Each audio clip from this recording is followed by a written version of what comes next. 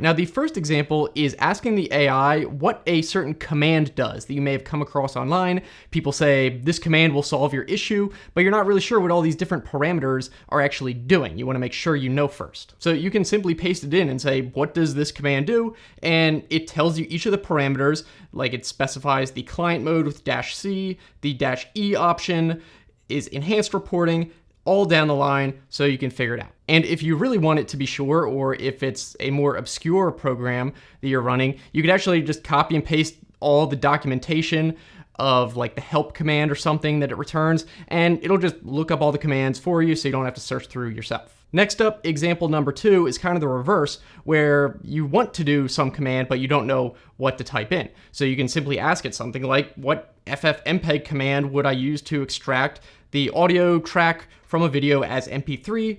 And then it will spit out a big command, tell you what each thing does in this case, and you'll be able to easily tell whether or not it's correct right away by when you go to use it. But if it's something simple like this, generally, it'll probably be pretty accurate. Another really good use case, I think, is if you have a bunch of data or text that is not really formatted well, if at all, and telling it to format it. So for example, here I have a bunch of random data with people and their email address, phone number and stuff, but notice that it's not consistently formatted at all. Some lines, it says like email : other lines, it says email address, and sometimes the phone number is preceded by a number sign. In other cases, it literally says phone. So it's not like you could probably do this programmatically. You'd have to kind of manually go through and pick out all the information. But I simply pasted this in and said, format this data nicely, and it went and did all that for me, put it into a chart. Though again, I want to point out that's just an example of the capabilities. I wouldn't necessarily trust it with like mission critical data. Again, like if you have a whole bunch of data and you aren't going to be able to easily go through and verify all the data, but you yourself could decide what uses are tolerable to have a potential error in there. Here's an actual example of something I used one time. I had a whole big error that was spit out by a program I was working on, and I asked it to simply format this error nicer so it's easier to read, and it did just that. It put everything in bold and specified what different parts of the error were going on, and then it also took the details that were kind of all in one jumble, made it much easier to read. Another somewhat related use is if you have a specific format you want to take some data and put it into. Like here I have an example table of data in like a plain text table, and I want it to be in CSV format, comma separated, so I can put it into Excel, for example. So I asked it to do that, and it did. Next up is what I think is one of the most useful things about ChatGPT, and that is to use it kind of like a reverse dictionary where you don't know the name of something, but you know how to describe it and you want to know what it's called. For example, at one point I was looking for this object, which I was not sure what to call it, maybe a spray bottle, but obviously that's going to bring up different types of spray bottles. So I simply asked it, what's the name of the kind of spray bottle that you squeeze and it sprays a stream instead of like a mist like you'd see in a chemistry lab? And immediately it says that is a wash bottle, and that is correct. So again, it's one of those things where it's very easy to verify if it's correct. You simply Google it and see if wash bottles come up. So I especially like using it for that. Here's another example. I saw this picture of a weird fire extinguisher that didn't have the valve and stuff on top. I had never seen it before, so I literally uploaded a picture to ChatGPT with it and said, what's this weird looking fire extinguisher with the flat top? And it told me that it's a cartridge operated fire extinguisher, which is correct. I had never heard of that before. Or you could do the same thing, but describe it with text. This is a separate chat. I said there's some fire extinguishers that don't have a handle and valve on the top. What are they called? And at first it was a little bit inaccurate, actually. It said it was a stored pressure fire extinguisher, which is more of a general term, but then it did actually say, however, the specific type you might be referring to is the cartridge operated fire extinguisher. So it did still get it right. Another thing that I think AI is incredibly useful for is when you want to look up stuff that's hard to do a Google search for. For example, I wanted to know the fluffiest type of towel out there. Do you know how hard it would be to do a Google search to find that out? You'd come across all these random poorly written articles, probably written by AI themselves, that are not even accurate. They're just spewed out onto the web, hoping that enough people will click it to get ad revenue, and none of it will be accurate. So instead, I asked ChatGPT, if I wanted to find the fluffiest and most absorbent bath towels, what kind would I need to search for? Are there any different classes or categories?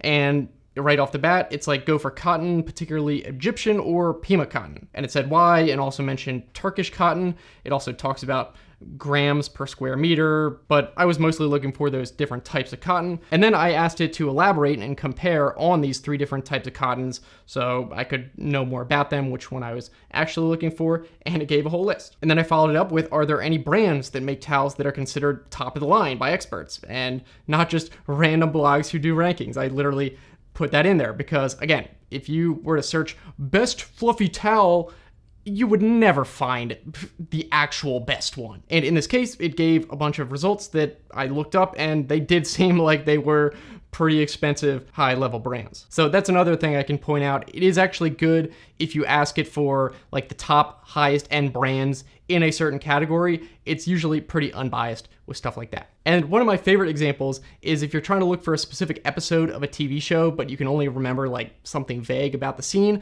you can type that in. And here's a challenging example I gave it. I said, what's the episode of Star Trek: The Next Generation where nobody on the ship can see them? I was purposefully vague here. I said, nobody on the ship can see them, like not being specific at all, and it actually got it right. It was the episode The Next Phase, and it even says the 24th episode of the 5th season. And yes, it did get the season and episode numbers correct. I did check that. I do want to point out though, before I continue, that for a lot of these examples, I'm not saying that you might find these uses useful for you. They're very specific to something I was doing, but more so I just want to show you some random examples to kind of open your mind about what you might be able to use it for in your situations. Another use that you may never have thought of, not many people might need to do this, but you can ask it to translate a specific word into many languages at once, and more importantly, within a specific context. For example, here's where I ask it to translate the word file into a bunch of languages, specifically with the meaning of a computer file.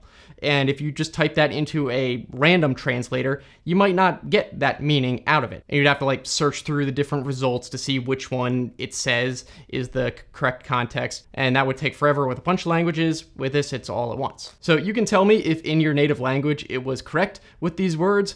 I don't necessarily think I would use this for anything mission critical, but it might be easier to get it as a good start. So in this next example, I was trying to install something called a Python wheel. You don't really need to know what this is, just that you have to install a specific type in this situation. And in this case, I happened to receive an error that was saying only wheels targeting CP310 Linux OS are currently supported. I was not even sure what that means. There was a bunch of files in the list that I was looking through that said that. So I simply copy and pasted all the options from the download page and asked which one I should use, and it gave me a result based on the message. Here's the compatible one that you should use, and it ended up working. Next, another use is if you do any coding, you could ask it to add comments to your code to make it easier to understand for other people. And then of course it's easy enough to just simply go through it and see if the code comments are accurate. And you can also tell it to elaborate more and add more comments until you're satisfied with how detailed it is. Next, another example I've used it for is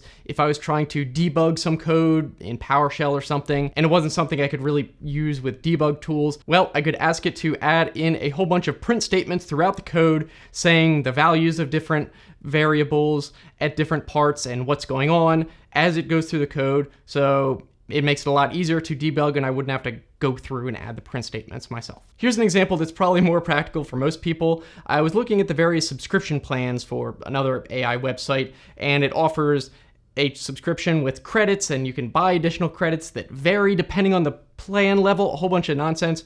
So I gave it all the information. I said that for $12 a month, you get 625 credits, and you can buy additional ones for $0.01 each, and that each video costs 20 credits. And I did do a little bit of math to give it some more context to help out. And then I said, however, there is an unlimited plan for $76 a month. So how many videos per month would be worth it to have the unlimited plan? In this case, I had it include the Wolfram Alpha plugin, which is like a math thing because I didn't trust it to do math by itself. Never ask a large language model to do math. At this point in time, it's terrible at it, but in this case, it basically has the other service do the math, and it actually solved it for me. And it said that the break-even point would be 351 videos, and then it would be worth it to have the unlimited plan. Here's another kind of technical example. I was working on some filter rules in my router, and I wanted to know what IP ranges this particular IP address was falling into. These are all Google IP addresses, and this was from a list they had published. Anyway, in this case, the ChatGPT used the code interpreter feature